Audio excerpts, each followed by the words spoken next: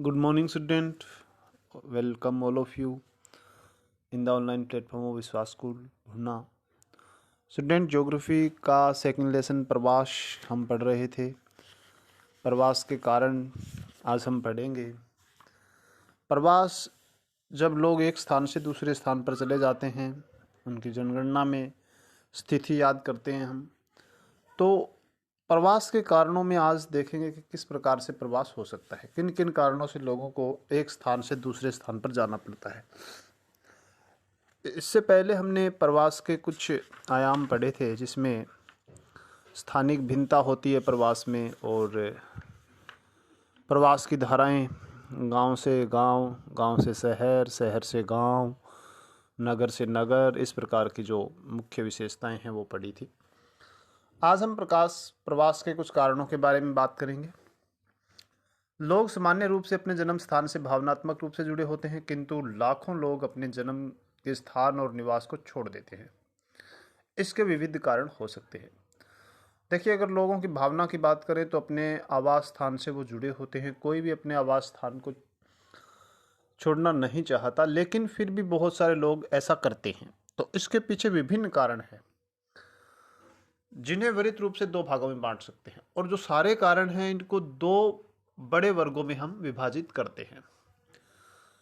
पहला इसमें है प्रतिकर्ष कारक, पुश फैक्टर, जो लोगों को निवास स्थान अथवा उद्गम को छुड़वाने का कारण बनते हैं।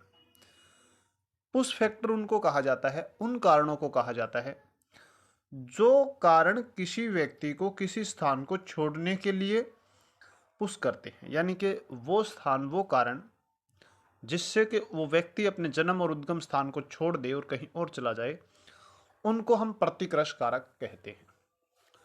और दूसरा है अपकर्ष कारक, पुल फैक्टर, जो विभिन्न स्थानों से लोगों को आकर्षित करते हैं। एक दूसरा स्थान है जो आकर्षित करता है लोगों को कि लोग यहाँ पर आए। तो दोनों के अलग अलग कारण होते हैं। पुल फैक्टर और पुश फैक्टर, प्रतिकर्ष और अपकर्ष कारक, ये दो बड़े रूप में हमारे सामने प्रवास के बड़े कारण हैं। पुश फैक्टर वो होते हैं जो धकेलते हैं कि किसी स्थान को यहाँ से छोड़ करके जाएं। पुल फैक्टर वो होते हैं जो लोगों को खींचते हैं, आकर्षित करते हैं कि आप यहाँ आइए। तो ये दो बड़े कारण हैं। भारत में लोग ग्रामीण से नगरीय क्षेत्रों में मुख्यतः गरीबी, कृषि भूमि पर जनसंख्या के अधिक दबाव, स्वास्थ्य सेवाओं, शिक्षा जैसे आधारभूत अवसंरचनाओं, सुविधाओं के अभाव इत्यादि के कारण प्रवास करते हैं। गांव के लोगों का प्रवास करने का मुख्य कारण होता है, जब गांव से लोग नगरों में जाते हैं तो गांव में गरीबी और कृषि भूमि पर जनसंख्या का ज़्यादा दबाव। देखिए, गांव में जो भूमि होती है कृषि, उस पर जनसंख्या बढ़ती जा रही है, तो उसका दबाव बढ़ता जा रहा है।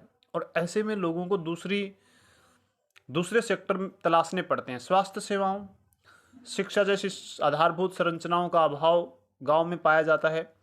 तो इसलिए भी लोग जो हैं इन कारणों से प्रवास करते हैं।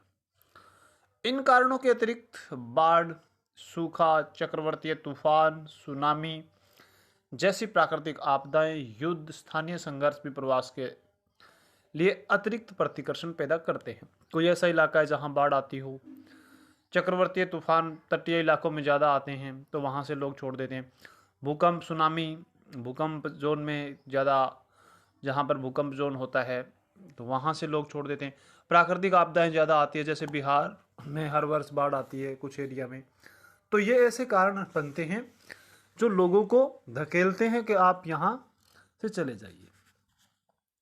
दूसरी ओर अपकर्ष कारक, ये प्रतिकर्ष कारक थे। दूसरी ओर अपकर्ष कारक जो लोगों को ग्रामीण क्षेत्रों से नगरों की ओर आकर्षित करते हैं।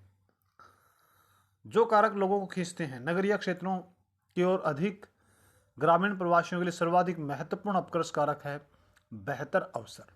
शहरों में, गांव से लोगों को शहरों की तरफ खींचने वाला कारक कौन सा है? बेहतर अवसर।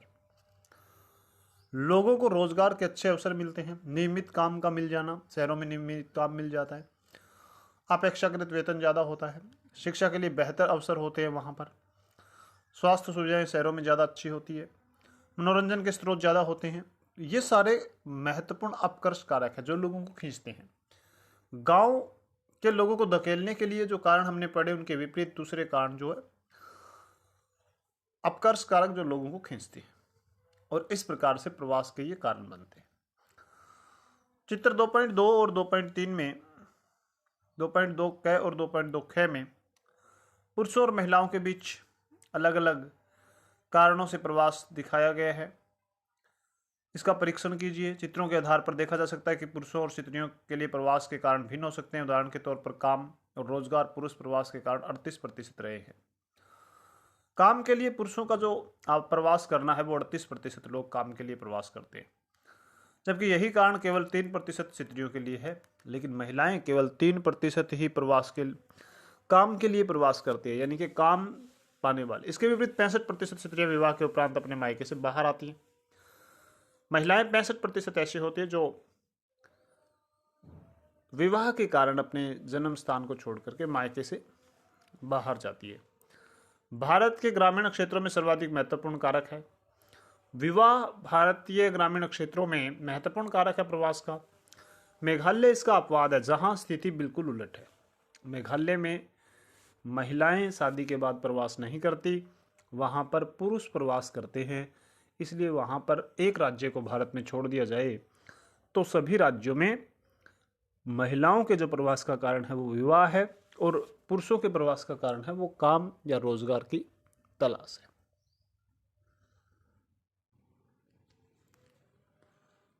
अब प्रवास के कारण पुल फैक्टर पुश फैक्टर पढ़ने के बाद हम देखेंगे कि प्रवास के कारण क्या है, प्रवास के परिणाम क्या है।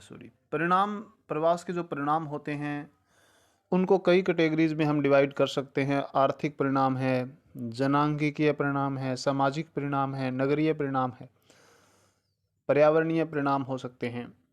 तो आज हम पढ़ेंगे कि प्रवास के ये मुख्य परिणाम कौन कौन से हैं। प्रवास क्षेत्र पर अवसरों के असमान वितरण के कारण होता है। बिल्कुल सही बात है कि प्रवास क्यों होता है। प्रवास जब क्षेत्रों में वितरण असमान होता है सेवाओं का, तो वहां प्रवास होता है। लोगों में कम अवसर और कम सुरक्षा वाले स्थानों से, लोगों को जहां अवसर कम मिलते हैं वहां से वो अधिक अवसरों वाले और बेहतर सुविधा वाले स्थानों की ओर जाने की प्रवृत्ति होती है। बदले में यह प्रवास के उद्गम और गंतव्य क्षेत्रों के लिए लाभ और हानि दोनों उत्पन्न करता है। अब प्रवास जो है वो लोग छोड़ करके जाते हैं तथा आते हैं, उन दोनों ही स्थानों को लाभ भी देता है और दोनों स्थानों को प्रवास दोनों ही स्थानों को हानि भी पहुंचाता है, लाभ भी पहुंचाता है। दोनों ही चीज़ों के अपने अपने लाभ हानि होते हैं। परिणामों को आर्थिक, सामाजिक, सांस्कृतिक, राजनीतिक, जनांगीय संदर्भों में देखा जा सकता है। और प्रवास के परिणामों को जब स्टडी करते हैं तो ये सारी कैटेगरीज उनकी उभर करके हमारे सामने आती है। आर्थिक परिणाम क्या होते हैं? दोनों ही स्थानों के लिए, जहां से लोग जाते हैं और जहां पर जाते हैं, दोनों के लिए देखेंगे कि आर्थिक परिणाम क्या हो सकते हैं। उद्गम प्रदेश के लिए मुख्य लाभ प्रवासियों द्वारा भेजी गई हुंडी है। अंतर्राष्ट्रीय प्रवासियों द्वारा भेजी गई हुंडियां विदेशी विनिमय के मुख्य स्रोतों में से एक है। उद्गम प्रदेश के लिए, उद्गम प्रदेश का मतलब जहां से लोग गए हैं, यानी कि जहां से वो बाहर गए हैं, तो उनके लिए सबसे लाभ का काम क्या होता है कि प्रवासी जो होते हैं, जो प्रवास कर जाते हैं वहां से, वो बाहर जाकर जो कामकाज करते हैं और उसका पैसा भेजते हैं। हुंडियों का मतलब रिमिटेंसेस मतलब जो पैसा, वस्तुएं, कीमती चीज़ें, जेवरात जो भी वो भेजते हैं उनको हुंडियाँ कहते हैं। और वो एक सबसे बड़ा लाभ होता है। लोग विदेशों में जाते हैं, जैसे कनाडा जाते हैं, अमेरिका जाते हैं, तो वहाँ पर जाकर के वो विदेशी मुद्रा जैसे कन्वर्ट करके भेजते हैं, तो उनको बहुत ज़्यादा आर्थिक लाभ होता है। तो ये उद्गम स्थान के लिए लाभ है। अंतर्राष्ट्रीय प्रवासियों द्वारा भेजी गई हुंडियाँ विदेशी विनिमय के मुख्य स्रोतों में से एक है। विदेशी विनिमय से हमें प्राप्त होता है। सन 2002 में भारत में अंतर्राष्ट्रीय प्रवासियों से हुंडियों के रूप में 110 खरब अमेरिकी डॉलर प्राप्त हुए। पंजाब, केरल, तमिलनाडु अपने अंतर्राष्ट्रीय प्रवासियों से महत्वपूर्ण राशि प्राप्त करते हैं। पंजाब और केरल, तमिलनाडु, गुजरात जैसे राज्य बहुत ज़्यादा पैसा प्राप्त करते हैं। अंतर्राष्ट्रीय मुद्रा, इंटरनेशनल प्रवासियों के द्वारा जो मुद्रा विदेशों से भेजी जाती है वो बहुत ज़्यादा बड़े पैमाने पर इन राज्यों में आती है। तो ये एक लाभ होता है, आर्थिक लाभ। अंतर्राष्ट्रीय प्रवासियों की तुलना में आंतरिक प्रवासियों द्वारा भेजी गई हुंडियों की राशि बहुत थोड़ी होती है, किंतु यह उद्गम क्षेत्र की आर्थिक वृद्धि में महत्वपूर्ण भूमिका निभाती है। अब देखो, बाहर से जो विदेशों से भेजते हैं वो पैसा बहुत ज़्यादा होता है, लेकिन आंतरिक प्रवास में, जैसे भारत के अंदर ही एक राज्य से दूसरे राज्य में लोग जाते हैं तो वहाँ से पैसा भेजते हैं, वो काफ़ी कम होता है, लेकिन ये भी लाभदायक होता है, उद्गम स्तन की आर्थिक वृद्धि में महत्वपूर्ण कारक होता है। जैसे बिहार से बहुत सारे लोग बाहर जाते हैं दूसरे राज्यों में, वो पैसा भेजते हैं, तो ये भी उनके काम आता है। हुंडियों का प्रयोग मुख्यतः भोजन, ऋणों की अदायगी, उपचार, विवाहों, बच्चों की शिक्षा, कृषि निवेश, गृह निर्माण आदि में लिया जाता है। जो बाहर से या आंतरिक प्रवास और अंतर्राष्ट्रीय प्रवास से जो पैसा आता है, उनको लोग भोजन, ऋण अदायगी, उपचार, विवाह, इन सब कामों में, शिक्षा में निवेश करते हैं। बिहार, उत्तर प्रदेश, उड़ीसा, आंध्र प्रदेश, हिमाचल प्रदेश इत्यादि के हजारों निर्धन गांवों की अर्थव्यवस्था के लिए हुंडियां जीवनदायिनी रक्त का काम करती हैं। गरीब क्षेत्रों में बाहर से जो लोग काम करके पैसा भेजते हैं, वो इनके जीवनदायिनी रक्त के रूप में काम करती है इन राज्यों में। पूर्वी उत्तर प्रदेश, बिहार, मध्य प्रदेश और उड़ीसा के ग्रामीण क्षेत्रों से पंजाब, हरियाणा, पश्चिमी उत्तर प्रदेश के ग्रामीण क्षेत्रों में प्रवास कृषि के लिए उनकी हरित क्रांति परियोजना की सफलता के लिए उत्तरदायी है। पंजाब और हरियाणा और पश्चिमी उत्तर प्रदेश में जो बिहार, मध्य प्रदेश और उड़ीसा के जो मजदूर आते हैं, उनके लिए ये एक लाभदायक स्थिति होती है, क्योंकि इन क्षेत्रों में पंजाब, हरियाणा और पश्चिमी उत्तर प्रदेश में हरित क्रांति की परियोजना सफल हुई है। फसलों के उत्पादन में रिकॉर्ड वृद्धि हुई है, यहाँ पर काम के अवसर बेहतर होते हैं, तो इसलिए लोगों के लिए ये लाभदायक है। इसके अतिरिक्त अनियंत्रित प्रवास में भारत के महानगरों को अति संकुचित कर दिया है। अब देखिए, इसका एक हानि भी है प्रवास की।